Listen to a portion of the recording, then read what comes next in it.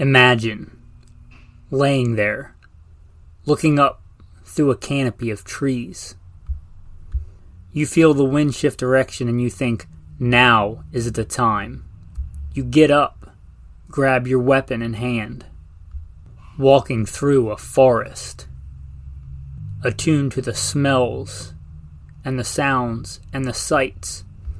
And then suddenly, the beast you've been looking for steps out in between vegetation. He looks at you and you freeze,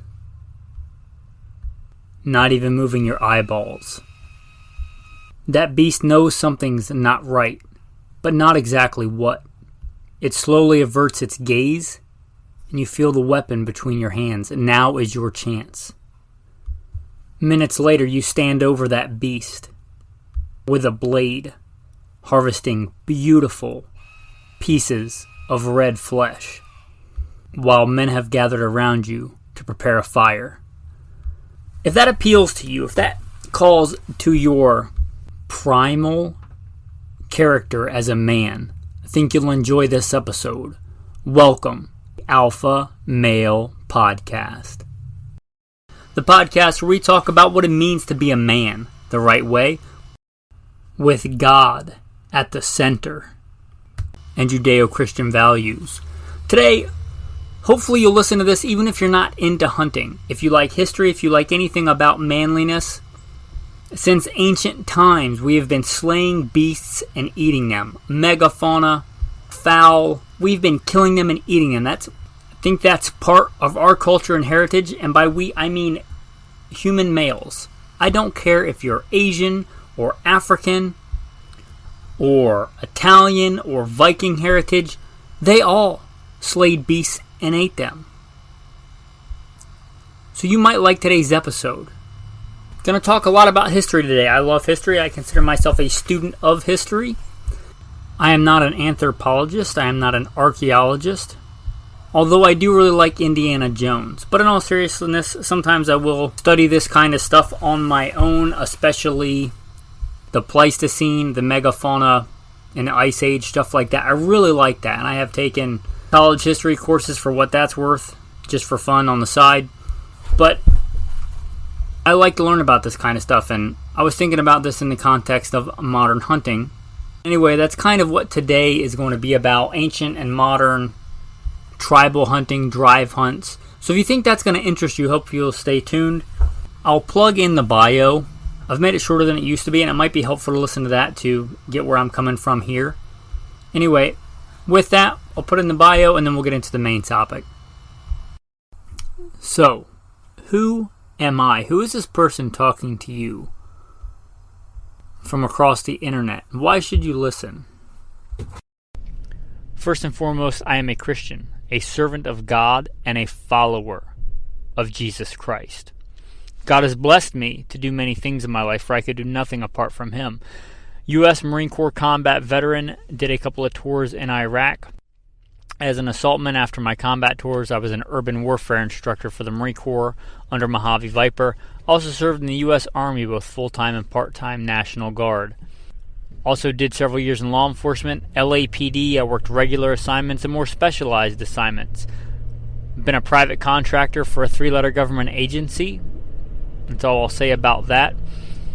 Been blessed to be a state rifle and pistol champion and West Coast Regional Rifle Champion. Won more shooting competitions with the talent that God's given me than I can actually remember.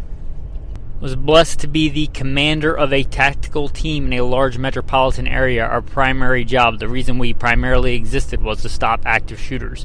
I got the opportunity to head up and be the commander of that team. I grew up around guns, hunting and shooting and competing at a very early age. Been blessed to hunt all over this beautiful country, from whitetail on the East Coast to mule deer on the West Coast, and bear and elk and all manner of things. I've even been a professional big game hunter and guide. But again, most importantly, I'm a Christian. And I am your host, Michael Milito. Welcome to the podcast. Hunting as a heritage. I think it's, again, part of your heritage, whomever you are. Try and find me an ancient version of your culture, whatever that is, whether you're Japanese or early American or Viking, Italian, German. It's part of our heritage. Going back to the Old Testament, what I consider truth above anything else. I think that science is true so long as it lines up with the Bible, not vice versa. God is the author of truth. It's vanity to think that modern human scientists can fully understand history, but I know who does fully understand it, and that's God. There's accounts of hunting in the Old Testament. In fact, one of the passages I'll quote at the end for the tactical verse of the day. Going back to early human culture, some of the earliest art that we have, because, written language came much after this. And even when we had written language, as stuff I'm going to talk about later, we have to realize that a big chunk of the population for a long time until very recently, and most cultures, was illiterate. So art was a main way things got passed down. Some of the earliest art we have is of animals that were being hunted. And of hunting, right? Of hunting. That tells you its importance in civilization and culture and how important it was. You look at cave paintings in ancient Europe. Hunting. We speed it up to the modern day, but we find cultures that are kind of still living that traditional hunter-gatherer lifestyle. Very primitive. There are certain tribes in Africa that still live this way, hunting for food. Now, in all the art that I saw, the things that I looked up, and what I know about how cultures and civilizations hunted, I would submit to you to prove me wrong on this if you think this premise is incorrect, but the vast majority hunted in groups, tribally, right? We're tribal by nature. Even in modern society, we kind of segregate ourselves into little tribes. I'd submit that we also naturally hunt in tribes, in groups. And that's one of the things I submit that makes us great hunters, our ability to communicate and know each other and work as a team, as a tribe. Just like in Iraq, when I was a part of and then later on a leader of tactical teams in the sandbox, in Iraq, in battle. It was our ability to work together.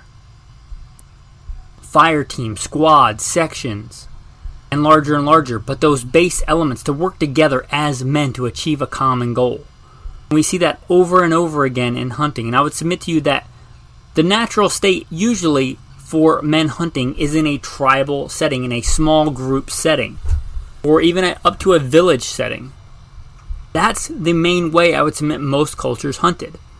We see, or at least we have passed down accounts of Mongols hunting in really big groups. Also, when I was looking at European tapestries, because again, a lot of that culture and record passed down was not written. Looking at hunting tapestries, the vast majority of them were hunting in groups. And when I saw them alone hunting, they were almost always with a group of dogs. Dogs is a whole nother subject, and I love dogs and I love hunting with dogs. But I want to leave that kind of on the side for today. Not that we won't touch on it, but that's very human too, to use dogs to hunt. But we look at how those Europeans were hunting. In groups, driving. We also look at the Americas and Europe. Megafauna used to be all over. Mammoths and mastodons. Woolly rhinoceros. Here in America, we had American lions, we had saber-toothed tigers, we had giant ground sloths, we had camels. And there's a kind of debate about what happened to them, but it'd be an awfully big coincidence if they were around for such a long time. And just coincidentally, when the early Americans showed up, they all kind of went extinct shortly thereafter. I think that we hunted them to extinction. We certainly have very good evidence that we hunted them, period. Whether we hunted them to extinction or the other factors or whatever, I would submit that we killed a lot of mammoths. And if you think about that logically, probably very unlikely we hunted mammoths as a one-off individual. Because if we look at when we when the Europeans, I'm Italian, when the Europeans had contact with the Native Americans and we saw how they hunted maybe the last great megafauna, the buffalo, they almost always hunted them in groups, right? They ran them off cliffs, they corralled them, ran them into natural canyons and stuff, and killed them in groups. I assume that's how they hunted mammoths as well. Also, that's a lot of meat. You probably hunt in a group just to carry the meat away. Imagine it was a tribal ordeal, right? I recently read a book on the Comanche and it talked about how they hunted. Now, not to say that Native Americans or a European or an ancient, Neolithic person, if he was out in the woods alone with a bow or a spear and saw a good shot on a game animal, he wouldn't take it. It would be silly not to. But I think the default was hunting in groups, hunting in packs, hunting as a team, as a tribe. That was the default. And the hunting singly and alone was kind of this just happenstance thing, or not the norm. Targets of opportunity, we call that in the military, right? You're out by yourself doing something and you come across a game animal and you think you can take it and you take it. But I would submit, when you went out to hunt for food, it was more likely that you would hunt in a group. I think that what we have passed down in history and archaeology would support that. You can look into that and refute that if you want. If you want to contact me and refute that, goodshepherdtraining.com. So if you agree with that premise that historically we hunted in groups, in packs, and I'm talking about American hunting culture, most of the time now when we hunt big game, we hunt singly or in pairs. And if we're hunting in pairs, it's usually a guide. I was a professional big game hunter and guide. And even when we get a big group together, even families, and looking back on this, it kind of saddens me, but we would separate them. One, usually, unless it was a younger child and dad wanted to go with them, we'd take a person and a guide, and we'd all kind of split off on our own, and at the end of the day, we'd get around and talk about our stories around a fire, which is also very human. Eat the slain beast around a fire as a group, but we didn't generally hunt as a group. And I was thinking about that recently, and kind of how that's changed. A lot of places don't even allow driven hunts for big game like deer. And kind of the reverse has happened here in America. Kind of the default when you think of a deer hunter is a man sitting alone in a tree. And that's the way I kind of grew up hunting in the East. Even out west, it's a lot of times a man with a bow or a rifle out in the wilderness. Even if there's one or two people, a lot of times only one person will be hunting and the others will just be observing. They're not using, what I call in the military fire team tactics to locate, close with, and consume that deer. If you don't know, that's a little twist on the mission of the Marine Corps Rifle Squad, to locate, close with, and destroy the enemy. But you don't generally see that in America. That's not the default. In fact, it's become fairly rare. Now, I hunted in what we would call this today as in a drive hunt. I did that as a boy, drive hunts. Some people still do it, and it's still fairly popular in small pockets in America, but sadly, it's not the default. The vast majority of hunters, I believe, hunt by themselves or in a pair with a guide. Maybe they bring a spouse along, but generally only one of them is going to take a shot, is going to hunt. Perhaps this came about, in the early days after the Depression, when deer were very uncommon where most people lived east of the Mississippi. They were hunted for food, and I remember hearing stories of it being very uncommon back east to even see deer decades ago. That is not the case today, but perhaps that's where that comes from, where they would limit it where you couldn't cooperate to make it harder to hunt, and if they were going to let you hunt, you could take one deer and you couldn't cooperate. Perhaps, to be fair, that's where that comes from. But that's not the case today. There are plenty of deer. Some states now don't even have limits, and they're trying to give more and more different seasons, straight wall cartridge seasons, and they're allowing crossbows and all these things to kill more deer because there's more than enough. There's a superfluity of deer. There is more than is necessary for that environment, and in some cases, so many that it might be bad for the environment. And bad for the deer because they don't have enough nutrition and or communicable diseases go around. So why not? Why not go back to the hunting as a tribe? Not saying you have to mandate it, but at least allow it as an option. Many states do, and a lot of hunters don't even do it. Maybe they have this idea that it's not sporting. You hunt however you want. right? I grew up hunting in a tree stand. I don't particularly like it. I'll do it if it's the only way I can. It's probably my least favorite. But if you really like, and there's a time and a place for peace and serenity and solitude, if you just want to go and sit by yourself in a tree and hunt that way, by all means, do that. But I think there is a large group of men who would love to hunt that does not appeal to, including myself. And I love to hunt. I don't like hunting in a tree stand. I don't like sitting still. I don't like hunting from a ground blind. I like to spot and stalk and still hunt. I'll generally do that by myself. One thing you might not know about me, or people are surprised to hear sometimes because I've been the leader of big groups of people in the past, is that I'm kind of a loner and a hermit by nature. One time I remember in the Army they did a survey thing where they ask you one of those questions, if you could do anything you wanted, what would be your go-to job? And I think I wrote hermit. And you might be surprised to hear this, but I don't really do the podcast for me. I do it for you guys. I've lived the life and God's blessed me to have all these experiences. And I think it's, to me, to share first and foremost the gospel, the light, the truth in this world. And I can't do that if I'm never talking to anybody. But also to share the knowledge and wisdom that God's allowed me to have. I've been blessed to be the commander of a tactical team to stop active shooters, and LAPD and fugitive recovery, and Marine Corps combat veteran, and Army and state rifle and pistol champion. And if I can pass some of that knowledge down to make you better, stronger men by using the talents God's given me, I should do that, whether I want to or not.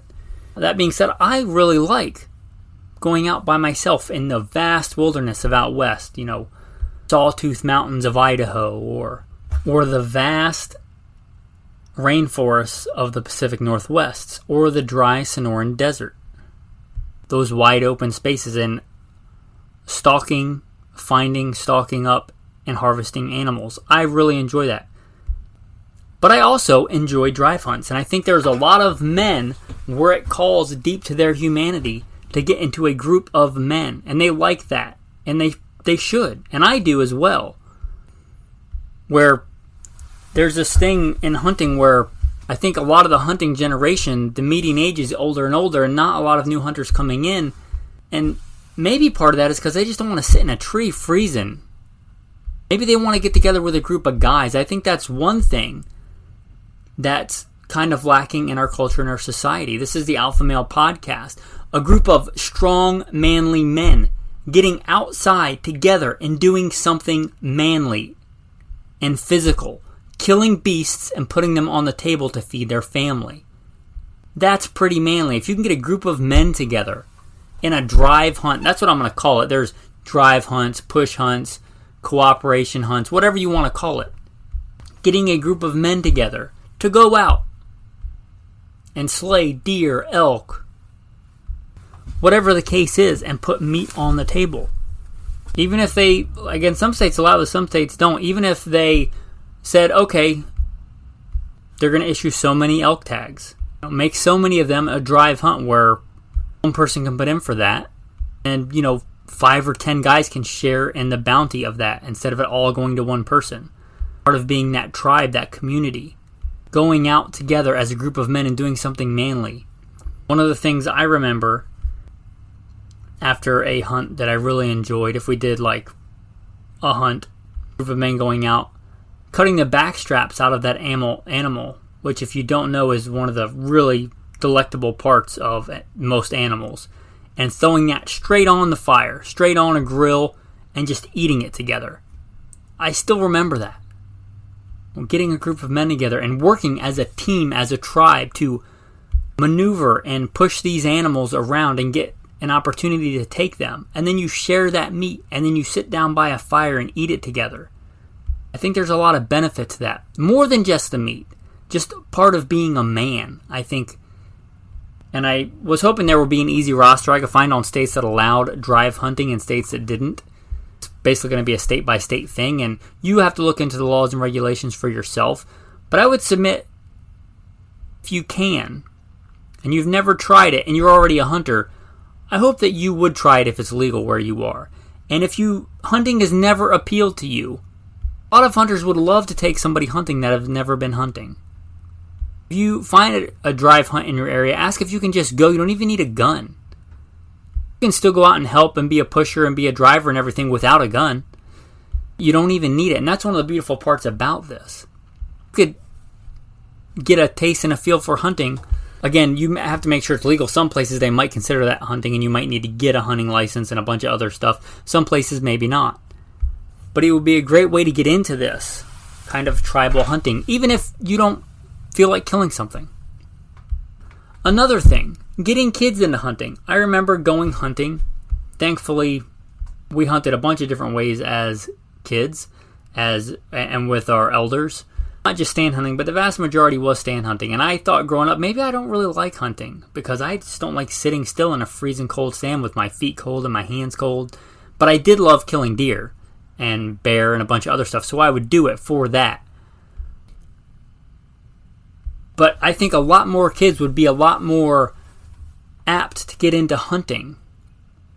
Didn't involve just sitting there. Youth hunts are a great idea, but just sitting there, being quiet, that kind of is counter to the nature of most kids. Now, I'm not raising kids.